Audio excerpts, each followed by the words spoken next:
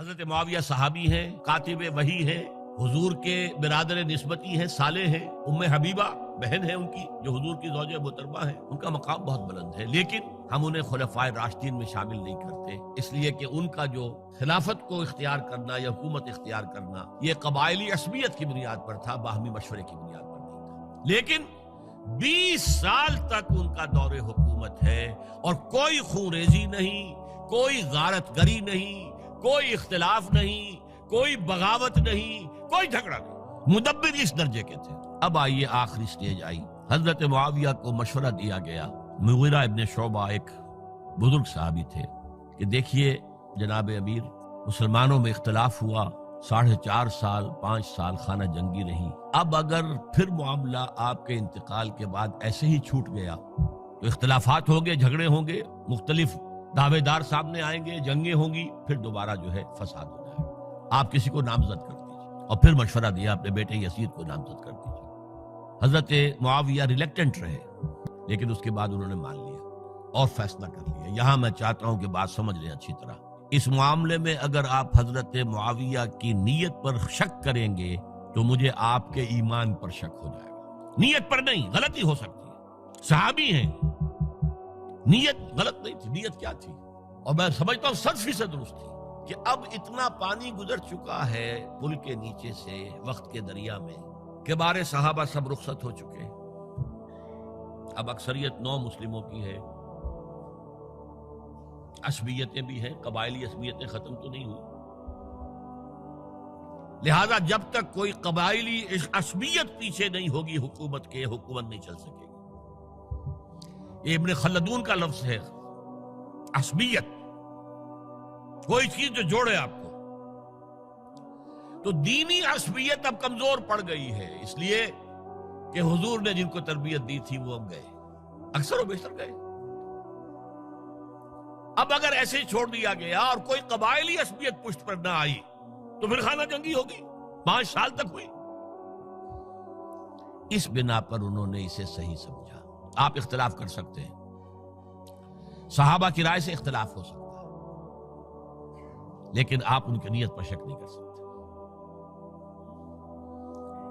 بہرحال واقعہ کیا ہے تاریخی اعتبار سے کہ یہ 10ویں سال میں نامزد کر دیا یزید کو اپنے بعد خلیفہ کے لیے، ولی عہد۔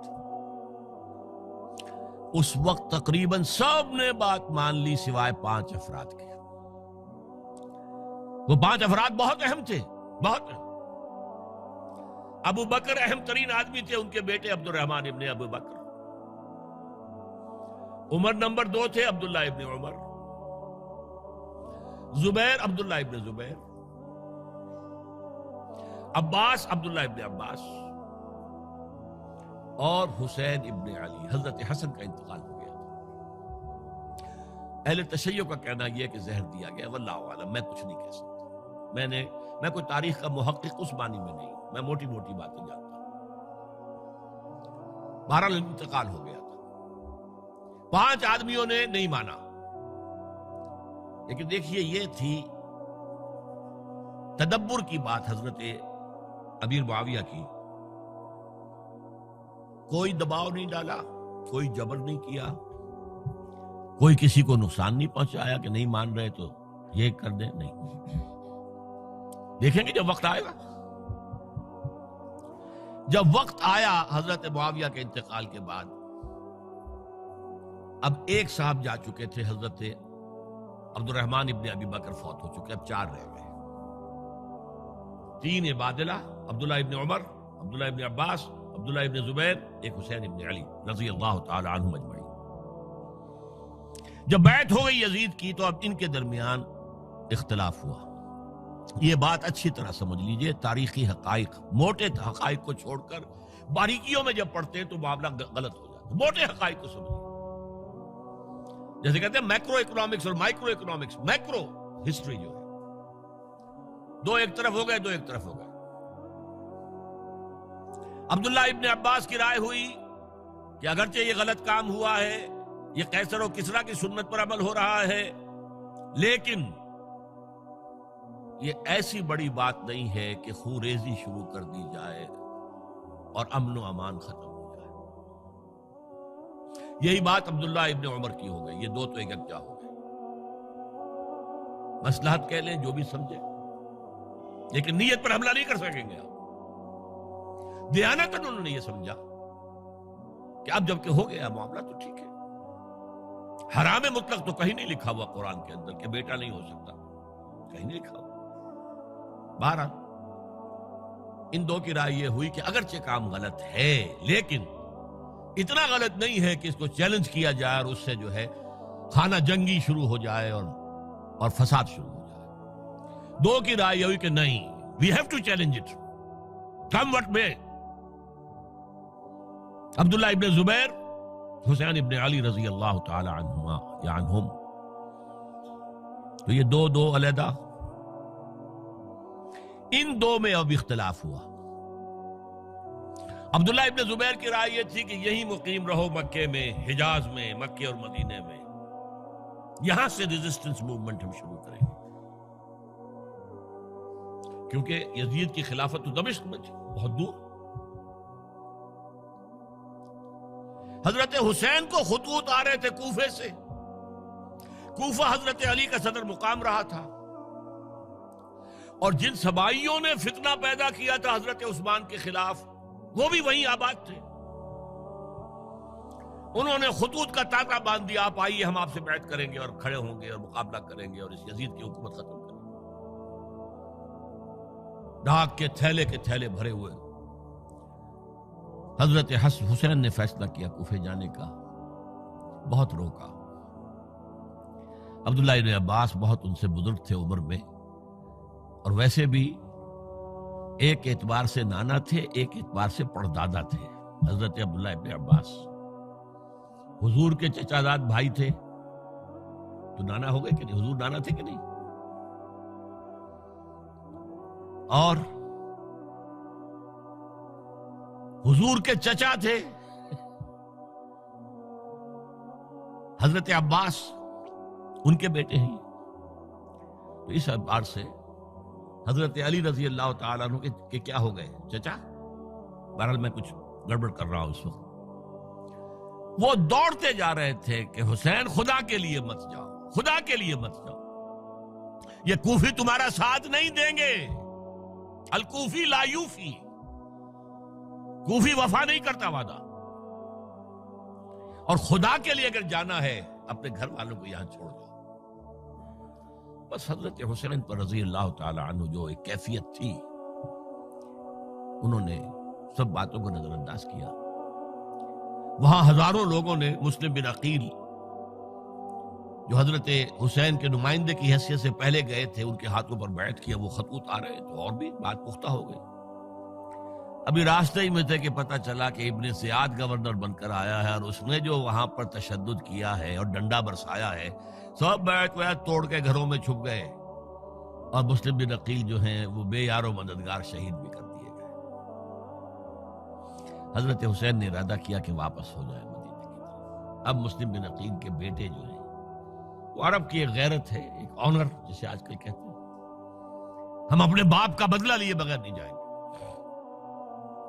اور حضرت حسین کی شرافت اور مروت، یہ لوگ میرے ساتھ آئے تھے نا، میرا ساتھ دے رہے تھے، اب میں ان کا ساتھ کیسے چھوڑوں. بہرحال وہ حادثہ فاجعہ ہو کر رہا، اور اس میں سب سے بڑا سبب جو بنا ہے وہ میں چاہتا ہوں جس کی طرف کسی کی نگاہ نہیں گئی. افسوس یہ ہے کہ میرا اس پر جو کتابچہ ہے سانحہ کربلا وہ آؤٹ آف پرنٹ تھا. کوشش تھی کہ آج یہاں وہ پیش کیا جاتا، مختصر ترین، لیکن آپ دیکھیں گے کہ کلیئر ہو جاتی ہے ہسٹری. دو کتابچے ہیں. شہید مظلوم، میرے نزدیک مظلوم ترین شہید حضرت عثمان رضی اللہ تعالی، اور سانحہ کربلا، بہت بڑا سانحہ، اس میں کوئی شک نہیں. حضرت حسین کا صبر اور مثابرت اور استقلال اور شجاعت، یہ مثالی ہے تاریخ کے اندر. اپنے سامنے جو ہے اپنے ایک ایک کر کے چراغ گل ہو رہے ہیں، خاندان سارا ختم ہو رہا ہے، شیر خوار بچے شہید ہو رہے ہیں.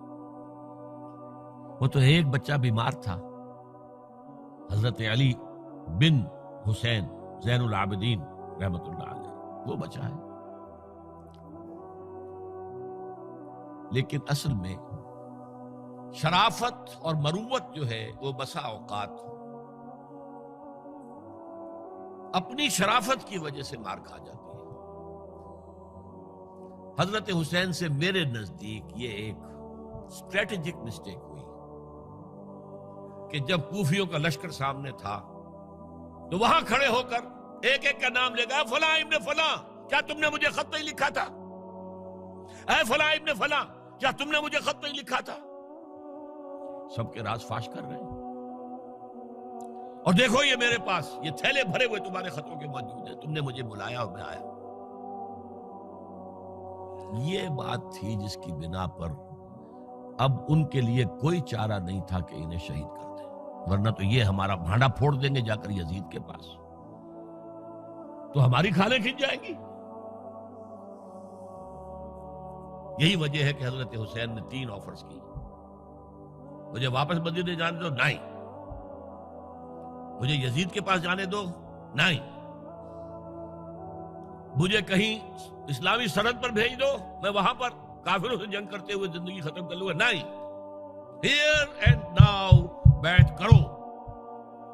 یہ حضرت حسین کی شرافت، غیرت، حمیت، مروت اس کے خلاف تھا، لہذا انہیں شہید کیا گیا اور پھر خیموں کو آگ لگائی گئی۔ یہ نوٹ کیجئے کیوں لگائی گئی؟ اگر تو یہ غصے اور انتقام میں اور وینجینس میں ہوتا تو حضرت علی بن حسین زین العابدین کو بھی شہید کرنا چاہیے تھا، نہیں کیا۔ اگر یہ اس طرح کا معاملہ ہوتا تو خواتین کی بے حرمتی ہوتی، نہیں ہوئی۔ یہ خیمے کیوں جلائے؟ تاکہ وہ جو ایویڈنس ہے وہ ختم ہو جائے، ہمارے خلاف یہ جو ڈاکومنٹری پروف لیے پھر رہے ہیں، خیمے جلیں گے اور یہ تھیلے بھی جل جائیں گے اور یہ خود بھی جل جائیں گے اور ہم بچ جائیں گے۔ یہ ہے میرا تجزیہ۔ بہرحال اس میں کوئی شک نہیں کہ تاریخ انسانی کے عظیم حوادث میں سے وہ ہے، اور میرے نزدیک حضرت حسین رضی اللہ تعالیٰ عنہ کا اختلاف کر سکتا ہے، جو چاہے کرے، حضرت حسین سے اختلاف کرے اور اتفاق کرے حضرت عبداللہ ابن عمر، عبداللہ ابن عباس کے ساتھ، تب بھی ٹھیک ہے، اور اگر حضرت عبداللہ ابن عباس اور عبداللہ ابن عمر سے اتفاق کرے اور حضرت حسین ان سے اختلاف کرے، تب بھی شک ہے۔ معصوم کوئی نہیں، ہمارے نزدیک معصومیت خاصہ نبوت ہے، نبوت ختم ہوئی حضور پر، معصومیت ختم ہوئی، غلطی ہر ایک سے ہو سکتی ہے اور آپ رائے رکھ سکتے ہیں، لیکن کسی صحابی کی نیت پر حملہ نہیں کریں گے آپ۔ صحابی کی نیت پر حملے کا مطلب کیا ہے کہ محمد صلی اللہ علیہ وسلم تزکیہ نفس نہیں کر پائے، یہ ریفلیکٹ کرے گی حضور کی اس پوری کی پوری جد و جہد پر کہ شخصیت سازی نہیں کر پائے محمد صلی اللہ علیہ وسلم، نہیں، معاذ اللہ ثم معاذ اللہ ثم معاذ اللہ۔ بہرحال یہ ہے تاریخ کے اعتبار سے ہمارے ہاں جو عظیم ترین ذی الحج کے مہینے میں حضرت عثمان شہید ہوئے تھے، 28 ذی الحج کو حضرت عمر پر حملہ ہوا تھا، 1 محرم کو ان کی شہادت ہوئی تھی، 10 محرم کو یہ سانحہ کربلا پیش آیا تھا۔ یہ ہماری اس ابتدائی تاریخ کے اہم لینڈ مارکس ہیں جنہیں ہم شہادت کے نام سے جانتے ہیں، لیکن میں اب پھر دوبارہ کہوں گا کہ اللہ کی راہ میں قتل ہوئے ہیں۔ وَلَا تَقُولُوا لِمَنْ يُقْتَلُ فِي سَبِيلِ اللَّهِ أَمْوَاتٌ بَلْ أَحْيَاءٌ وَلَكِنْ لَا تَشْعُرُونَ وَلَا تَحْسَبَنَّ الَّذِينَ قُتِلُوا فِي سَبِيلِ اللَّهِ أَمْوَاتًا بَلْ أَحْيَاءٌ عِندَ رَبِّهِمْ يُرْزَقُونَ۔ لیکن وہ شہادت علی الناس کی ذمہ داری جو مجھ پر اور آپ پر ہے، حضرت حسین کو یاد کر لیں، حضرت عثمان کو یاد کر لیں، ان کے لیے کوئی رنج اور غم کا اظہار کر لیں، اس سے کچھ حاصل نہیں ہے۔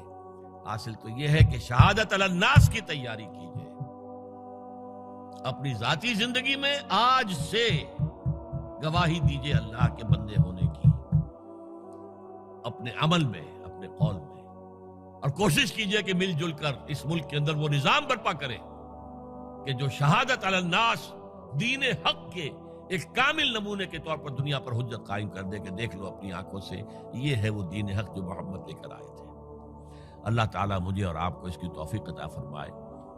باقی یہ کہ یہ کیسے ہوگا، اس پر تو میری کتابیں پہلے بھی تقاریر میں کر چکا ہوں، وہ منہج انقلاب نبوی وغیرہ وہ ہے، ان کا مطالعہ کیجیے۔